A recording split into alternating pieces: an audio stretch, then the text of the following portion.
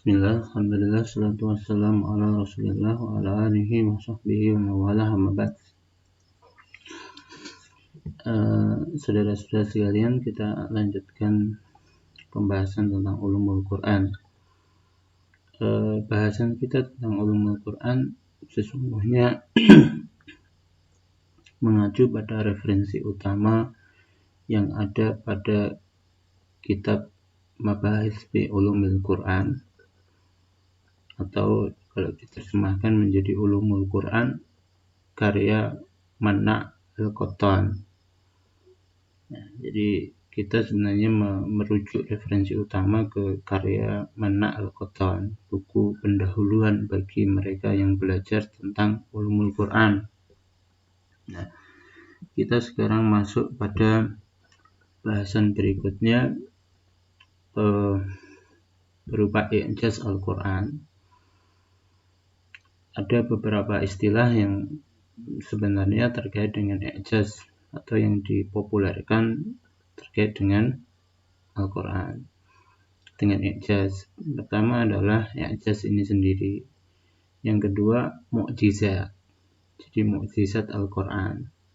I'jaz dan mukjizat ini sebenarnya satu kata yang punya akar yang sama. Dari kata a'jaza, dari kata ajzun. Ajyun itu artinya lemah. Ya, artinya lemah. I'jaz dan mu'jiz. I'jaz itu a'jaza, i'jaz dalam bentuk masdarnya, kemudian noun verbnya, mu'jiz dalam bentuk fa'ilnya. Jadi i'jaz dan mu'jiz ini sama. Jadi kalau Anda nanti i'jaz Al-Quran atau mu'jizatul Quran sama. Hanya beda format bahasa Arabnya saja. Yang kedua, ada istilah yang diperkenalkan oleh Profesor Quraish Shihab ketika dia membahas tentang i'jaz ini. Jadi tidak disebut sebagai kemukjizatan Al-Quran, tapi keistimewaan Al-Quran. Ya. Meskipun nanti ada beberapa yang membedakan mukjizat dan istimewa ini. Ya. Ada yang kita anggaplah dua-duanya itu ya i'jaz semuanya. Dua-dua itu keistimewaan semua, dua-duanya itu mukjizat semua gitu ya. Tapi intinya ada tiga istilah itu. Ada i'jaz, ada mukjizah, dan ada keistimewaan. Keistimewaan kalau bahasa Arab mungkin tamayuzul Quran. Jadi keistimewaan Quran. Nah, tiga istilah ini sebenarnya membahas tentang sisi-sisi atau aspek-aspek yang menunjukkan keunggulan Quran ini dari yang lain. Yang menunjukkan bahwasanya Quran ini bukanlah karangan manusia. Bukanlah sebuah karya yang biasa-biasa. Ini adalah karya yang istimewa. Sehingga orang akan mengatakan bahwasanya pantas kalau kita ini balik ke Quran, pantas kalau kita ini mengacu pada Quran, pantas kalau Quran ini kita jadikan sebagai guide kehidupan kita, our life guide. Itu pantas. Kenapa? Karena kitab ini memang istimewa, kitab ini memang mukjiz, kitab ini memang melebihi dari apa yang umumnya ini. Tapi meskipun kitab ini demikian melebihi, bukan berarti dia tidak bisa. It's not applicable. Bukan begitu, tapi ini sangat aplikatif. Anda bisa melakukan Quran ini dalam aspek personal, dalam aspek sosial, aspek biologis, aspek psikologis. Itu sangat mungkin dilakukan. Bahkan dalam aspek yang lebih luas dari itu, misalnya aspek negara, aspek internasional, dan seterusnya. Ini i'jaz Al-Quran. Nah, kemudian di kalangan kontemporer hari ini mereka kemudian mengenalkan istilah lain yang disebut dengan tafsir ilmi.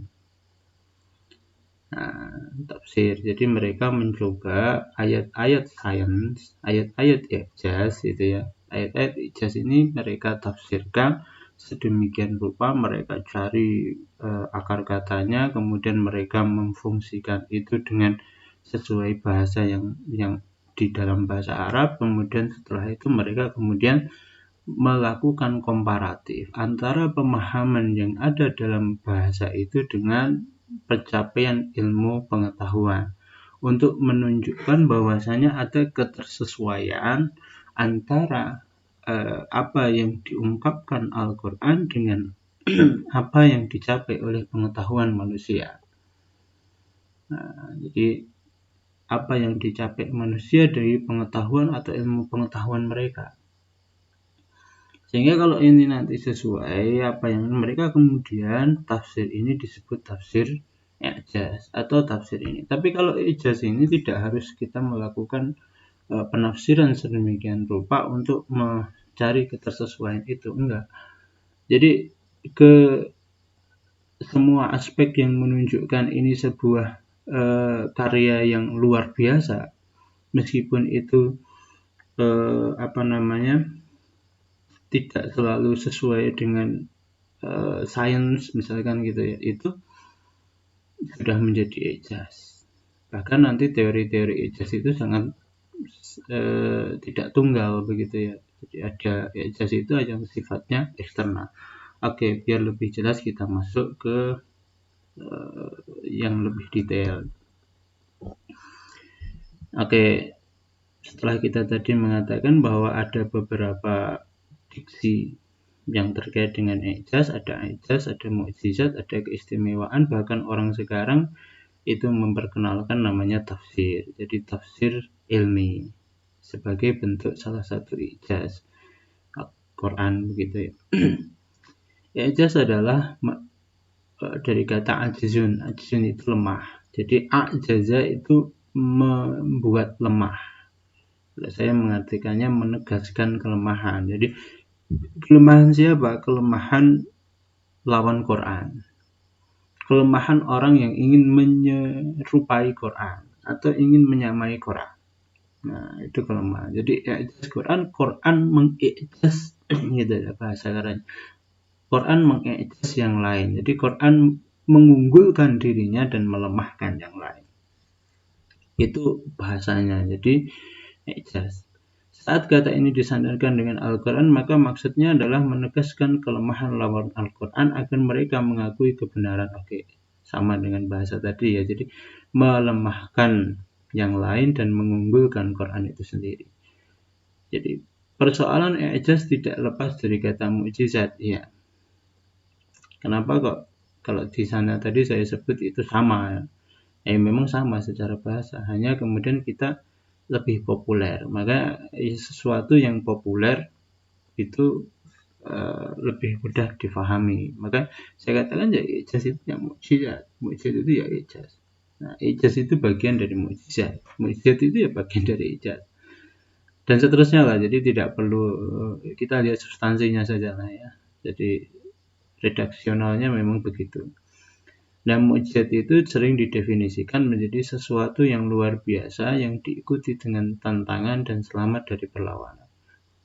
Jadi yang disebut mukjizat itu khariq lil ada. Khariq lil ada itu artinya sesuatu yang di luar kebiasaan. Yang dia ini menantang orang untuk menyamai dia dan tidak ada yang bisa menyamainya. Artinya selamat dari perlawanan. Jadi dia nantang tapi nggak ada yang nyamai, itu namanya mukjizat. Sesuatu yang luar biasa, kemudian orang lain Anda tantang, dan ternyata Anda ini ketika Anda tantang orang lain ini, kemudian dia tidak bisa menyamai Anda, itu berarti itu mukjizat. Nah, dan nanti di dalam pelajaran dalam kajian teologi tentu ini dibedakan ya, mukjizat itu untuk nabi, kemudian yang bawahnya namanya karomah, yang kelas-kelas kita namanya ma'unah. Tapi karakternya sama. Jadi misalkan Anda cerdas banget gitu loh, kemudian nantang orang lain, tuh samai kecerdasan saya, dan tidak ada yang menyamai kecerdasan Anda, itu namanya itu ma'unah Anda. Karena kita level kita itu secara teologi ya. Tapi sebenarnya karomah, ma'unah, mukjizah itu sama-sama sesuatu yang luar biasa atau sesuatu yang di luar kebiasaan. Nah, i'jaz itu adalah sesuatu yang luar biasa di Quran, yang itu ditantangkan pada orang lain, tapi tidak ada yang berani menyamai, tidak ada yang melawan, tidak ada yang menyamai apa yang ditantangkan tadi. Itu ya, itu i'jaz. Itu sesuatu yang luar. Aspeknya apa? Aspeknya banyak sebenarnya. Tapi kita nanti tidak akan membahas seluruh aspek ijaz. Nah, oke, jadi gitu ya. Jadi sesuatu yang luar biasa. Makanya itu disebut keistimewaan, itu keunggulan, itu apapun bahasa kita hari ini silahkan saja gitu ya. Secara bahasa silahkan saja. Hanya kemudian ketika itu masuk terminologi ya kita nggak sembarang bikin gitu ya. Istilahnya sudah dibakukan oleh bidang. Misalkan keunggulan Quran, orang kan aneh. Tapi kalau ijaz Quran ya itu sudah umum. Kemukjizatan Quran, keistimewaan Quran itu sudah diperkenalkan oleh para ahlinya. Nah, di dunia ilmiah itu kan ada otoritas. Jadi otoritasnya siapa? Ya profesor itu. Nah, di bawah profesor dokter lah. Dokter itu sudah mulai bisa membuat istilah. Yang lebih otoritatif lagi adalah profesor. Profesor itu boleh lah dia membuat istilah-istilah apapun. Nah, tapi kalau kita belum sampai profesor yang ngikuti aja kan itu ya. Ada otoritasnya di situ. Nah, di dunia ilmiah saya bilang ya. Karena kalau kita sembarang begitu ya, kalau di dunia sosial ya siapa yang paling kuat kan gitu ya, di dunia sosial. Nah, di dunia sosiologis itu siapa yang dia lebih berpengaruh gitu aja. Tapi kalau di dunia otoritatif ya kita itu siapa. Kalau misalnya kita belum profesional bikin istilah diterima seenak kita ya masalah itu nanti. Ya dunia keilmiahan jadi masalah. Ya lanjut ya. Tahapan tantangan terhadap Al-Quran terhadap orang Arab ya, jadi Quran ini nantang orang Arab itu ada 3 fase. Fase pertama adalah tantangan dengan uslub umum, artinya dengan seluruh bahasa Quran. Jadi samailah satu Quran ini, mana saja yang disebut Quran itu Anda samai gitu. Mau 1 ayat, mau 2 ayat, 10 ayat, seluruh Quran ini Anda samai semuanya. Anda pilih yang depan, belakang, tengah ya. Jadi ditantang dengan seluruh Quran. Nah, di surat Hud 13-14. Coba.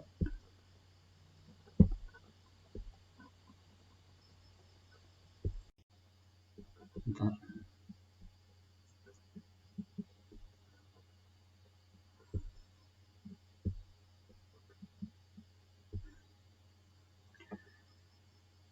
Am yaquluna iftarah bal fa'tu bi asri suwarin mithlihi muftariyatin wad'u man istata'tum min dunillahi in kuntum shadiqin fa in lam yastajibu lakum fa'lamu annama unzila bi ilmillahi wa an la ilaha illa huwa fahal antum muslimun. Jadi fa'tu bi asri suwarin mithlih. Jadi katakan wahai Muhammad agar mereka mendatangkan 10 surat mislih yang sama dengan Quran ini, muftarayat yang dibikin-bikin. Wad'u man istata'tum min dunillahi in kuntum shadiqin. Kalau engkau sendirian, Anda ini orang Arab sendirian bikin kok kesulitan, ajak itu siapapun yang mampu engkau ajak selain Allah. Ini tantangan Allah. Jadi nek Anda sendirian tidak mampu ajak siapapun itu, siapapun yang Anda kenal, siapapun yang Anda anggap orang hebat selain Allah. In kuntum shadiqin, untuk membenarkan benarnya apa yang Anda omongkan tadi. Kalau mengatakan bahwasanya am yaquluna iftara, artinya bahwasanya Quran ini adalah bikin-bikinan saja. Nah, maka untuk membenarkan statement Anda ini, ajak siapapun yang bisa membenarkan apa yang ini. Tapi jawaban Allah fa'il lam yastajibu. Kalau fa'il lam yastajibu, nah nggak bisa mereka. Pasti nggak bisa. Kalau nggak bisa, fa'lamu annama unzila bi ilmillah. Jadi kalau kita nggak bisa, jadi ini cara untuk melemahkan argumentasi orang lain. Jadi kalau mereka nggak bisa, ketidakmampuan orang lain itu menunjukkan 2 hal. Satu, dia memang tidak mampu, orangnya yang masalah, atau yang kedua yang mau disamai ini memang nggak bisa disamai. Nah, yang mungkin di Quran ini adalah ya Anda tidak akan mungkin menguasai menyamai Quran gitu. Jadi bisa jadi persoalannya pada subjek yang menyamai, artinya orangnya, atau pada objeknya. Nah, yang lebih kuat di sini adalah objeknya. Nah, gitu ya. Artinya bi asri suwarin mithlih muftara ya. Jadi 10 ayat yang mereka bikin-bikin gitu ya. Oh salah, Hud 13-14. Kebalik berarti.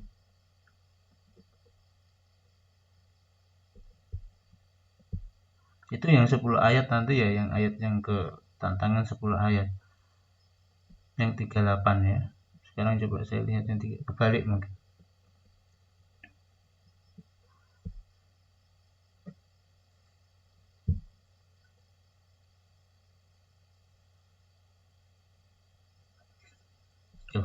Oh, salah saya.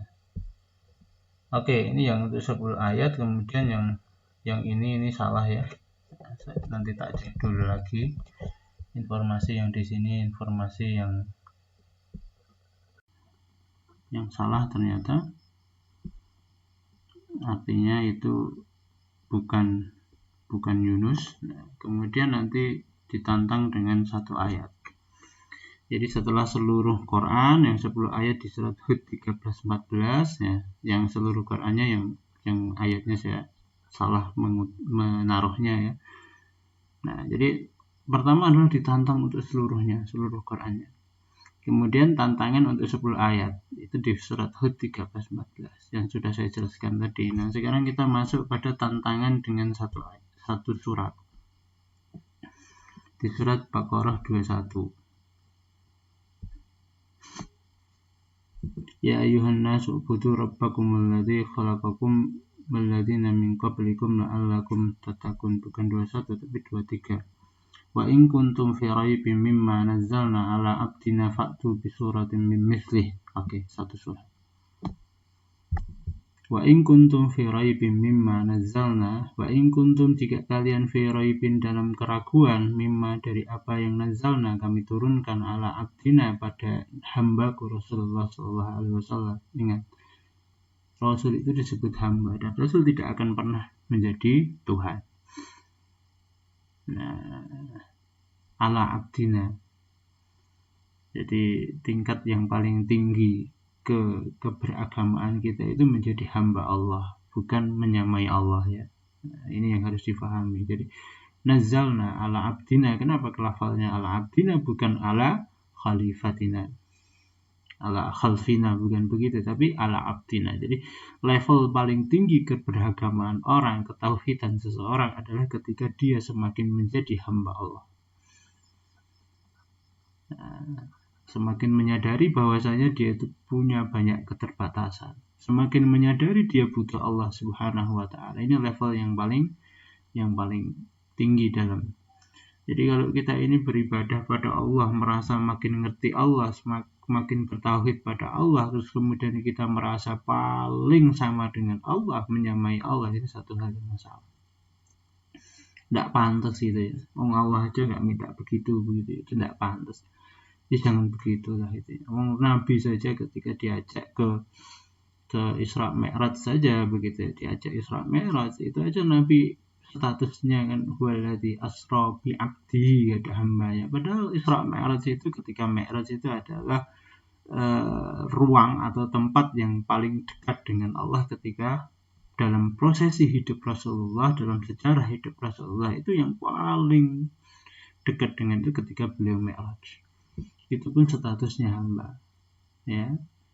Bukan kemudian setelah kita beragama semakin dekat, semakin soleh, semakin ngerti, kemudian kita semakin merasa kita ini paling hebat, atau merasa kita ini paling ngerti agama, kemudian menghukumi orang lain seenaknya, Anda kafir, Anda salah, Anda begini dan begitu, seolah-olah surga di tangan kanan kita, kemudian neraka di tangan kiri kita. Ya jangan begitulah ya.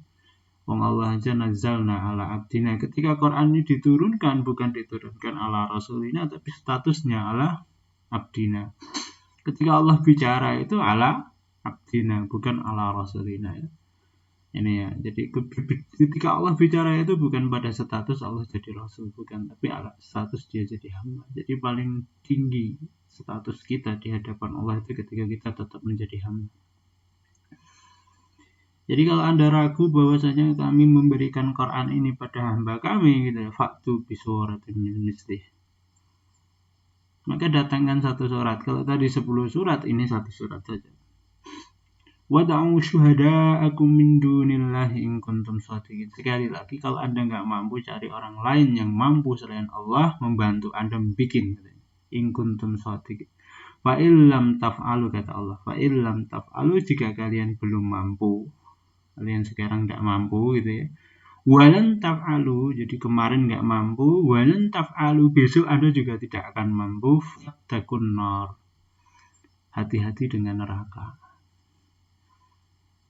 Allati waquduhan nasu wal hijarah, yang bahan bakarnya, hati-hati dengan neraka yang bahan bakarnya adalah manusia dan batu. Wa'iddat lil kafirin, dipersiapkan untuk mereka-mereka yang kufur, yang menutup diri untuk menerima kebenaran. Jadi kafir itu istilah bahasa sesungguhnya adalah menutup diri. Jadi orang kafir itu menutup diri, dia nggak mau belajar dengan orang lain. Makanya istilah Quran itu kafir itu bukan melabeli bahwasanya Anda orang jelek, enggak. Itu orang yang karakter Anda itu nutup diri, nggak mau nerima informasi orang lain, nggak mau nerima kebenaran orang lain, nggak mau nerima sudut pandang orang lain, itu Anda kafir. Tapi jangan nanti kalau ada orang yang ngeyelan pokoknya dengan pikiran dia sendiri, jangan Anda sebut kafir, jangan. Itu karakter. Jadi karakter itu sifat dia, dan orangnya belum tentu kita sebut dia kafir. Itu ya. Oke. Jadi neraka itu bahan bakarnya adalah manusia dan hijarah itu batu. Nah, dulu ada seorang anak kecil itu nangis di hadapan Abi Hanifah. Jadi dia nangis di hadapan Abi Hanifah ketika wudhu. Ditanyalah sama Abi Hanifah, wahai anak, kenapa engkau nangis? Dia cerita bahwasanya saya nangis karena saya takut neraka. Abu Hanifah dia bilang, kenapa ada takut neraka? Anda nak kecil, Anda tidak bakal masuk neraka. Kemudian dia bilang begini, Anda tahu bagaimana perapian? Dia bilang, Anda tahu perapian? Ketika orang masukkan bahan bakar kayunya gitu ya. Kalau kita mau bikin api gitu, bahan kayu yang paling awal itu kayu besar atau kayu kecil gitu. Dijawablah sama Abu Hanifah, yang paling kecil. Ya, Allah bilang, An-nar allati waquduhan nas wal hijarah. Bahan bakar itu manusia sama hijarah. Manusia itu ada yang besar dan ada yang kecil. Maka saya nangis, takut kalau saya yang duluan karena saya anak kecil gitu. Allahu Akbar. Ya, jadi hebatnya orang dulu itu begitu ya. Jadi mereka meresapi, menghayati Quran ini luar biasa. Nah, neraka yang begitu itu uiddat lil kafirin. Jadi uiddat itu sudah disiapkan, hari ini sudah ada neraka. Nah, cuman belum diperlihatkan pada kita. Wallahu a'lam ya. Kita lanjut sini ya. Jadi kalau tadi 10 surat, ini 1 surat. Ya. Dan pakai satu Quran seluruhnya. Hanya ayatnya saya salah, jadi saya kasih di dulu, moga-moga besok saya benarkan. Di pertemuan berikutnya saya benarkan, daripada saya cari-cari ya, kelamaan nanti videonya. Lanjut bentuk ijaz. Bentuk ijaz itu ada beberapa pendapat. Satu namanya sirfah atau sorfah. Sorfah itu artinya apa? Ijaz itu bukan pada kata atau pada aspek-aspek Quran, tidak, tapi karena Allah memang nggak mampukan orang lain untuk menyamai. Jadi sorfah itu artinya dipalingkan. Jadi orang dipalingkan untuk tidak sama dengan Quran ini karyanya gitu ya. Yang kedua sastra balaghiyah, sastra jadi balaghah, kebahasaan. Ya silahkan aja kalau kebahasaan itu artinya yang ngerti hanya orang Arab. Seperti juga sistematika badi'ah, ini juga sama, ini yang ngerti juga hanya orang Arab. Kita ya jelas nggak punya rasa balaghah yang sama kecuali kita belajar bahasa Arab. Mungkin juga badi'ah juga nggak akan merasakan itu kecuali kita berbicara atau memahami betul bahasa Arab atau sudah hidup dengan bahasa Arab. Jadi kalau saya bagi ya sirfah, kemudian bahasa Arab ke bahasa Arab, kemudian khabar mughayyabat mustaqbali. Khabar mughayyabat mustaqbaliyah ini bisa tentang sejarah, bisa tentang ilmu pengetahuannya. Intinya ini adalah informasi yang ada di Quran ini. Jadi kalau kita bisa ringkas, sebenarnya nanti ijaz itu ada dua, ada yang internal, ada eksternal. Eksternal itulah syarfah. Kalau kita berpendapat begitu, ini pendapat orang-orang Mu'tazilah, bahwasanya Quran ini tidak ada aspek istimewanya. Istimewanya Allah Subhanahu wa taala. Jadi Quran ini sama hadis seperti yang lainnya gitu ya. Atau bahasa sekarang Quran ini sama sastra dengan sastra seperti sastra yang lain begitu. Nah itu teori new, terserah ya, saya nggak mau nyebut itu ya, tapi sama lah kesamaan itu. Jadi hadis sama hadis dengan yang lain, terus sama-sama sastra dengan sastra yang lain gitu. Teori hari ini kan begitu. Nah jadi yang hebatnya siapa? Allah, bukan Qurannya. Ini teori eksternal. Cuman mayoritas ulama mengatakan ini pendapat yang lemah. Jadi sirfah ini tidak disepakati. Yang sebagai aspek internal. Nah, aspek internal itu aspek yang ada di Quran. Itu ada dua, satu kata, dua makna. Kata itu ya badi'ah, baligho, badi, balaghah, kemudian huruf, kalimat.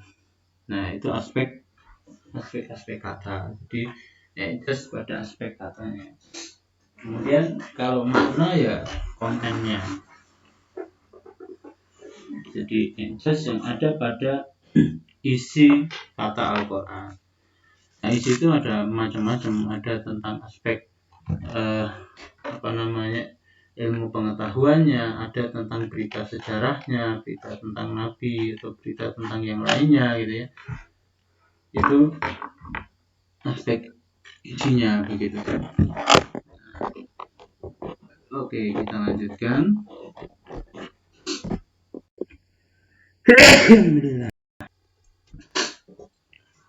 Nah,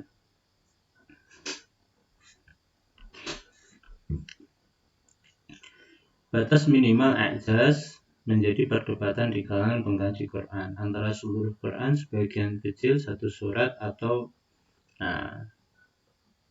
dan yang lainnya gitu ya. Jadi ada seluruh Quran, jadi kita ini ijaznya Quran itu seluruh Quran. Jadi kalau mau menyamai ya nyamai seluruh Quran atau sebagian kecil saja, satu ayat, atau satu surat. Nah ini di perdebatan di kalangan dulu pengkaji. Tapi Manaqatan dia berpendapat ijaz itu bisa terjadi pada satu ayat bahkan satu kata. Artinya aspek apapun yang menunjukkan keluar biasaan Al-Quran ini itu sudah disebut ijaz. Satu kata aja cukup. Nah, makanya ulama para tafsir bayani, para penganut tafsir bayani hari ini gitu, ada nanti belajar ilmu tafsir yang banyak, nanti ada genre, ada corak tafsir disebut tafsir bayani. Tafsir bayani itu tafsir yang melihat keindahan, melihat keluar biasaan pengungkapan Quran dalam satu kata. Misalkan idza zulzilatil ardu zilzalaha. Zilzil itu kan goncang itu kan kalimat bahasa Arab kan banyak macam-macam, irtabaka boleh, terus kolaka bisa, tapi kenapa kok yang dipilih zilzil? Padahal zilzil itu ya hanya ini aja ya, di Quran ya hanya di zilzal aja, tidak ada yang lain. Kenapa kok nggak pakai misalkan idza qalaqatil ardu atau idza irtabal ardu atau yang lainnya gitu ya, irtabakal ardu irtabak atau yang lain lah gitu. Kenapa yang populer atau fatarat dan seterusnya gitu, istilah-istilah yang populer di Quran, kenapa pakainya zilzil? Nah itu dikaji betul, ternyata kalau jangan lihat dari sisi sautinya, suaranya gitu ya. Nah, jadi kalau ada zul naik, zil bawah, zul zil, la til, itu naik turun. Nah, itu gambaran bahwasanya besok itu bumi itu goncangnya naik turun dan seterusnya sampai kemudian rusak lah. Nah itu satu kata aja.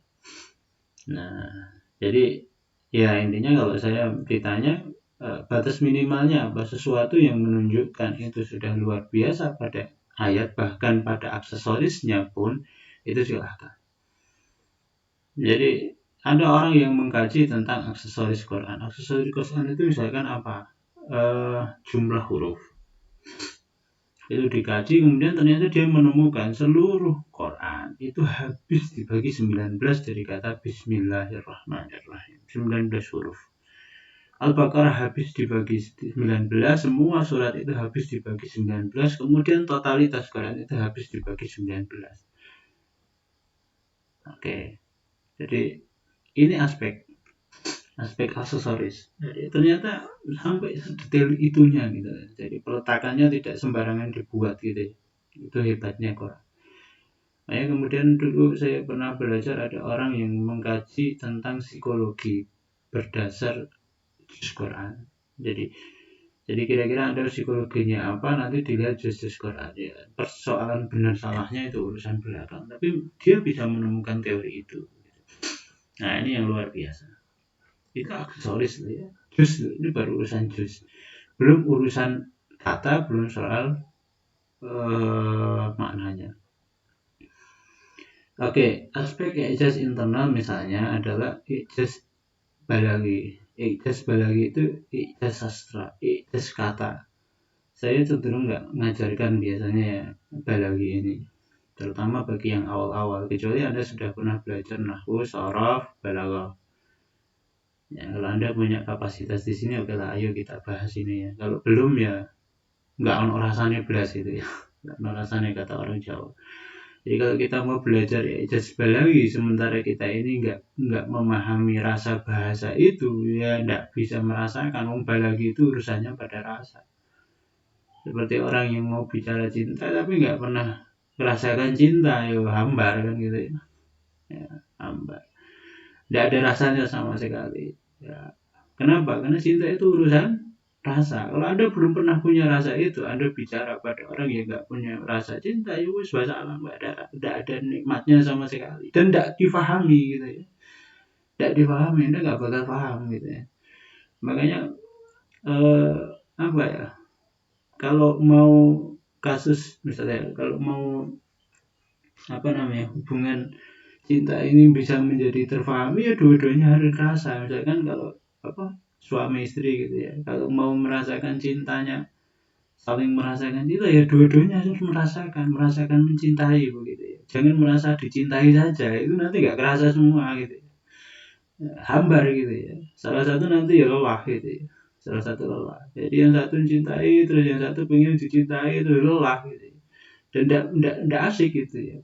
Hubungan itu nggak asik. Kenapa? Ini urusan rasa. Rasa itu baru akan dirasakan kalau dua-duanya sama rasa. Ya sama kalau saya bicara balaghi, itu soal rasa bahasa kita. Jenengan tidak paham bahasa Arab misalkan gitu ya. Saya paham bahasa Arab, saya ngomong segini pun tidak paham-paham. Ya kenapa Anda nggak punya rasa sama sekali? Ya begitulah ya. Hidup itu ternyata nggak hanya soal pikiran ya. Hidup itu ternyata butuh rasa juga. Aspek-aspek itu jangan dengan reduksi, jangan disederhanakan. Hidup itu rasa nggak penting, ya itu salah. Atau pikiran tidak penting ya, yang penting ngerasa wae ya nggak salah. Itu sudah didesain sama Allah begitu, dan kita dibikin untuk saling melengkapi ya. Ketika dibuat saling berpasangan itu artinya apa? Silahkan si laki-laki belajar rasa dari istri, kemudian silahkan si istri belajar pikiran dari suami. Kalau mereka kemudian prosesnya itu normal dan bagus, maka mereka akan pada puncak pemahaman dalam waktu tertentu. Mereka saling mengerti. Jadi si suami mengerti perasaan si istri mengerti pikiran si suami, kemudian mereka akan jalan. Itulah surga. Ya, surga dunia maksudnya gitu. Jadi lagi sering saya tidak jelaskan ya. Nanti di situ ada tibak, ada macam-macam lah. Nah, kemudian ada iltifat, ada macam-macam. Kemudian ada kenapa ditaruh di depan, kenapa ditaruh takdim, takhir, dan seterusnya. Saya tidak perlu menjelaskan itu di sini. Nah, dan dengan saya kira tidak sampai level sini. Kemudian capaian ilmu Qurannya juga nggak se ekstrim itu gitu ya. Lanjut ya, ijaz ilmi. Nah ini agak penting dan agak nyambung Anda gitu ya. Ijaz ilmi ini adalah ijaz ilmu pengetahuan. Saya kasih contoh di kata alaqah. Iqra bismi rabbikal ladzi khalaq, khalaqal insana min 'alaq. Alaq itu alaqah.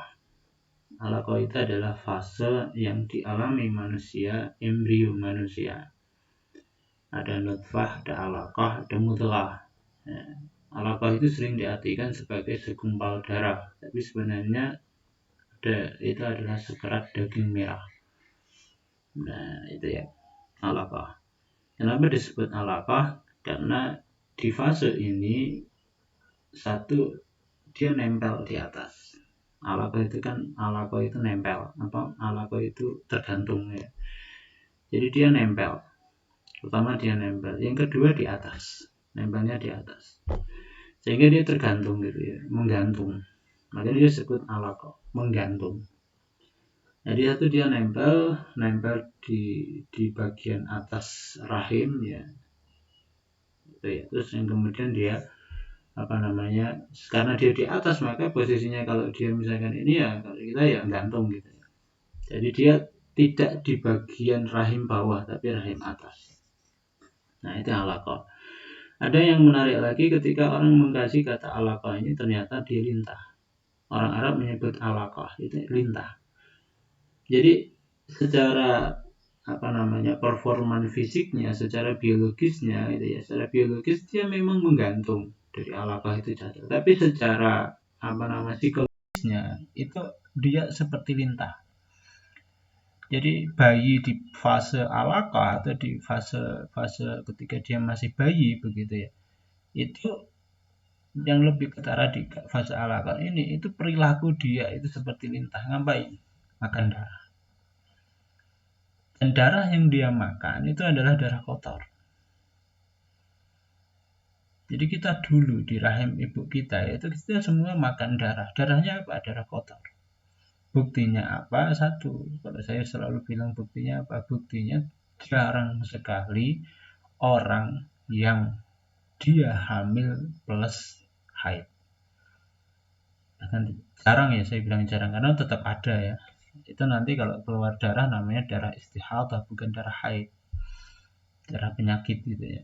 Ulama menyebut darah istihadah itu darah penyakit, bukan darah normal. Normal yang harus dikeluarkan dalam bentuk haid. Nah, jadi orang hamil itu seringnya dia nggak hamil gitu, nggak haid. Gitu. Orang hamil itu seringnya nggak haid. Gitu ya. Ini ya. Nah, makanya kemudian karena dia makan darah kotor, maka kemudian di dunia kosmetik sering dia bilang begini. Atau kita sering bicara lihat orang yang hamil, selalu kita bilang begini, apa? Setelah dia hamil pertama biasanya gitu mukanya menjadi semakin cerah, atau ketika setelah dia melahirkan dia lebih cantik daripada sebelumnya. Kenapa? Ya karena semua yang kotor-kotor tadi, mulai jerawat dan macam-macamnya itu kemudian itu dimakan semuanya sama janin. Sehingga apa? Dia bersih. Mungkin orang hamil itu biasanya cenderungnya lebih cantik. Nah, yang kotor-kotor itu dikeluarkan gitu, jadi disedot gitu sama si janin. Makanya tips kecantikan yang paling murah dan disukai Rasulullah itu apa? Ya hamil kan itu. Makin banyak hamil kan makin banyak anak kan itu. Kalau makin banyak anak kan berarti ana mukatsirum bikum umam kan itu. Jadi kebanggaan Rasul kalau ada punya anak banyak kan itu. Nah, ini guyon ya, tidak harus dengan pegang ini ya. Tapi kalau Anda pegang ya itu pilihan Anda, jangan bilang saya yang perintahkan gitu ya. Just the ini pada aspek hukum. Aspek hukum itu syariat puasa, saya kasih contoh satu aja ya, syariat puasa. Jadi puasa itu ternyata punya unik sejak awal. Kenapa? Misalkan begini, kalau Anda tidak makan sampai jam 9 pagi, dari sore sampai 9 pagi nggak makan, perut Anda mesti melilit ya, sakit, nyeri misalkan begitu. Tapi kalau Anda meskipun tidak makan dari sore dan tidak sahur, tapi Anda niat untuk puasa, kira-kira jam 9 itu juga nggak lilit itu ya, bahkan tenang aja. Nah, ini aspek dari niatnya udah luar biasa itu. Belum lagi aspek manfaatnya ya. Salah satu manfaat puasa yang pasti itu adalah detoksifikasi. Jadi dia mendetok zat-zat yang tidak berguna di tubuh kita itu dia detox, dia keluarkan, atau bahkan penyakit-penyakit dia keluarkan. Nah, dulu ada orang yang tanya ke saya, Pak, apa hukumnya puasa tiap hari? Jawaban saya, ya ini puasa apa dulu? Ini puasa syariat atau puasa Anda pengen puasa? Dia masih bingung. Saya jelaskan begini, kalau secara syariat itu pol kita ini puasa berapa? 1 hari puasa, 1 hari berbuka. Itu polnya begitu. Puncaknya segitu, ya, maksimalnya segitu. Tapi kalau kemudian tidak syariat, artinya jenengan mau puasa silahkan, tidak puasa juga silahkan, itu kebutuhan kita sendiri gitu ya. Anda tidak mengatasnamakan ini diperintah Allah, ya silahkan aja kalau Anda mau puasa harian. Yang penting Anda yang syariatnya diperintahnya sehari ini puasa. Jadi besok kalau misalkan tidak kuat lagi, ya sudah tidak puasa, puasanya pokoknya 1 hari puasa, 1 enggak. Nah itu ya. Itu atas kesukaan. Seperti Anda kalau mau mandi junub itu kan harus ada sebabnya junub. Tapi kalau mau mandi wajib tanpa junub boleh nggak? Ya boleh aja. Itu namanya puasa Anda sendiri. Nah setelah saya bilang begitu ternyata dia bilang begini, iya Pak. Dia mengatakan bahwa ini yang puasa tiap hari ini bapak-bapak. Jadi kalau dia nggak puasa katanya lemas. Kenapa? Karena gulanya tinggi. Jadi salah satu detox gula itu adalah puasa. Ya, cuman yang memang agak berat. Apalagi kalau Anda nggak pernah puasa, gulanya tinggi, tiba-tiba Anda puasa itu beratnya luar biasa. Kayak nyunggi apa ya. Kalau orang Jawa kayak nyunggi apa gitu. Jadi kayak ngangkat apa gitu ya. Oke. Ya, tapi kalau Anda sudah sejak muda, sejak kecil biasa puasa, maka cenderungan kena gulanya kecil. 2, kalau tua mau puasa terus juga mudah gitu ya. Ini yang bisa saya sampaikan hari ini. Subhanakallahumma bihamdika asyhadu an la ilaha illa anta astaghfiruka wa atubu ilaik.